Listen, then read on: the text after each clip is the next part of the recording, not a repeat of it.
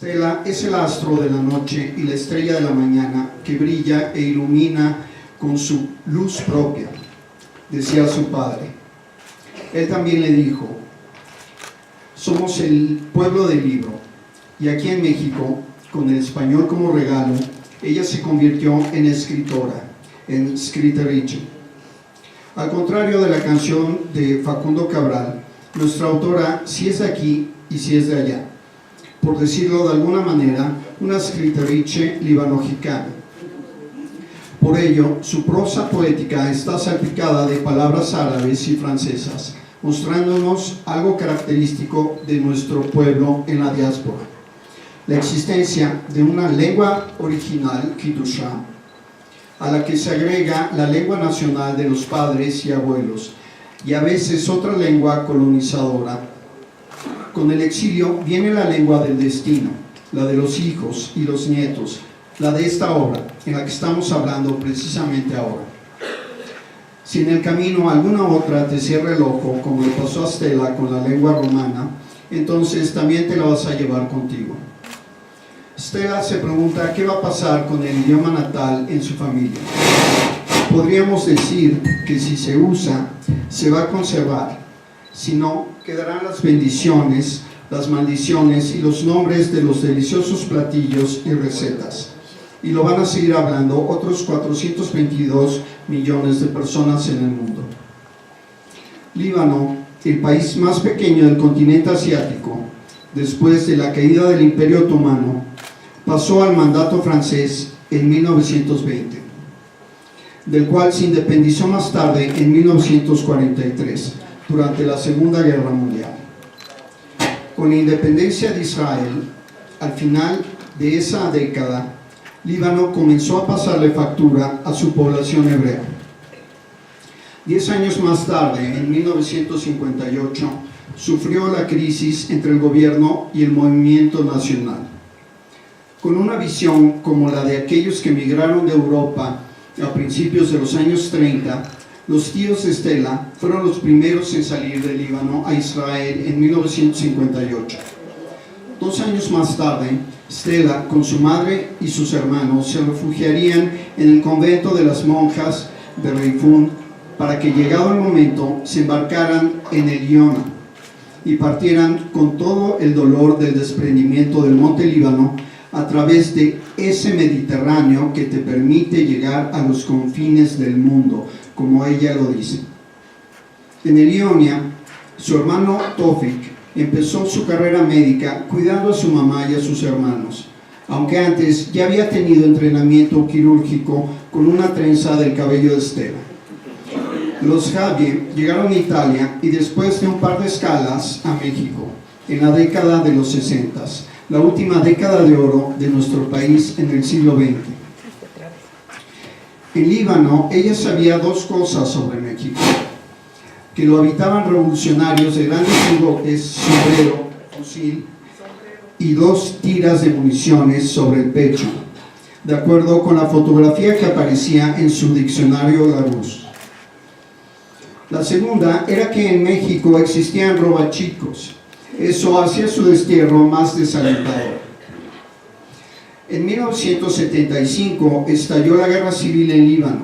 Ese año otras familias migrarían a diferentes rincones del mundo.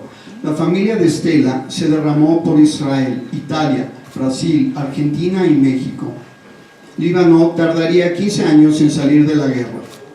La Suiza del Este y la París del Medio Oriente se había convertido en el paraíso perdido. De casada, Stella y Rafael regresarían un par de veces a Líbano y Siria, la tierra de sus abuelos. En la segunda vez, la primavera árabe ya había comenzado.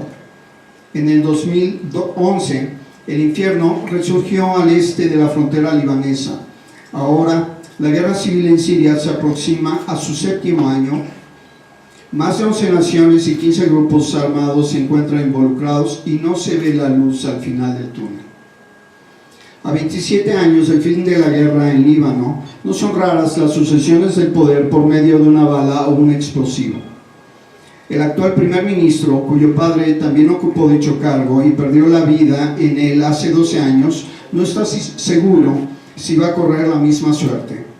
Irán no quiere un primer ministro pro-saudí en Líbano. Tan solo uno de sus partidos políticos ya es un Estado dentro del Estado y cuenta con una fuerza militar de 20.000 tropas, 25.000 reservistas y aproximadamente 130.000 misiles. No es necesario subrayar que en un partido político en Alemania en la década de los 30 con esas características redujo a Europa a piedras y escombros en un periodo de 12 años. El año pasado, después de 8 obras literarias donde Stella Javier Reyek se interpretó a sí misma a través de otros personajes, se armó de valor y con la ayuda de su madre escribió su propia historia, su autobiografía, más bien su autorradiografía. En ella se muestra tal cual es, tal cual son sus ideas, emociones y pensamientos. No se guarda casi nada para sí misma. Stella dice del Mediterráneo: a ese mar lo he abrazado con los ojos, lo he rechazado, le he temido, lo he vuelto a abrazar, he vivido con él una complicidad, la complicidad de aquellos que tienen que luchar y sufrir juntos, como en el amor. El Yama Tijón, el mar Mediterráneo, le permitió a los fenicios hace 3.200 años comercializar la tinta púrpura con Grecia y otras naciones vecinas. Al correr de los siglos y de las mercancías, Beirut llegó a ser el centro financiero y comercial del Medio Oriente, la cuna de generaciones de empresarios exitosos que también reciben reconocimiento en las páginas de este libro. Pero Stella no solo tiene memoria corporativa, su memoria artística es aún mayor. Nos recuerda diferentes épocas del cine y la música. En la pantalla grande conoció el caso Dreyfus con la película Jacques, y también conoció ahí a sus amores platónicos, Marcello Mastroianni y James Dean. La música es una constante en Nací en el Mediterráneo. Al leer de repente en nuestros oídos comienza a sonar la música de Edith Piaf, Dalida y Alain Delon de Aznavour, Francis Lai, Beatles, así como la de mariachi, los Tin Tops, Enrico Guzmán y Angélica María. Por los momentos históricos que vive la familia Javier, su biografía también tiene ese carácter, y cada capítulo te va dando el marco temporal donde se encuentra, desde la Revolución Cubana hasta la Primavera Árabe, pasando por la nacionalización de la industria eléctrica en México, a la presidencia Kennedy y la carrera espacial. Obviamente, la comida es un tema aparte, donde tiene que pasar desfile todas las delicias de la cocina del Medio Oriente, incluyendo la lectura del café turco y también la comida mexicana. Por otra parte, el misticismo y las costumbres del lugar y la época quedan plasmados en la obra, como también los ritos, fiestas y tradiciones de nuestro pueblo. Más que nada, Nací en el Mediterráneo es un libro sobre la vida, y en él se leen los elementos de esta: la familia, el hogar, la infancia, la escuela, la adolescencia, los amigos, la madurez y todos los sentimientos que hay en ella: el amor, la alegría, la felicidad, la incertidumbre, el hambre, el miedo, el arrepentimiento, la decepción amorosa, que son descritos a la usanza árabe, la cual es de otro orden de magnitud. Su narración te lleva al lugar y te hace vivir los hechos. Todos nos vamos a identificar con alguna parte de la vida de Stella, unos por una cosa, otros por otra. También los que dijimos Kaddish por nuestras madres 30 años después. Isaac Javier, el padre de Stella, nos deja una enseñanza en el libro de su hija. En tu vida cabe lo bueno y lo malo. Escoge el bien, escoge lo limpio, lo blanco, lo claro, para cuando busques dentro de tu enorme bolso puedas encontrar todas las alternativas claras y buenas. Stella, gracias a ti y a tu mami por este testimonio de vida. Esperamos en 20 años la segunda parte de Nací en el Mediterráneo.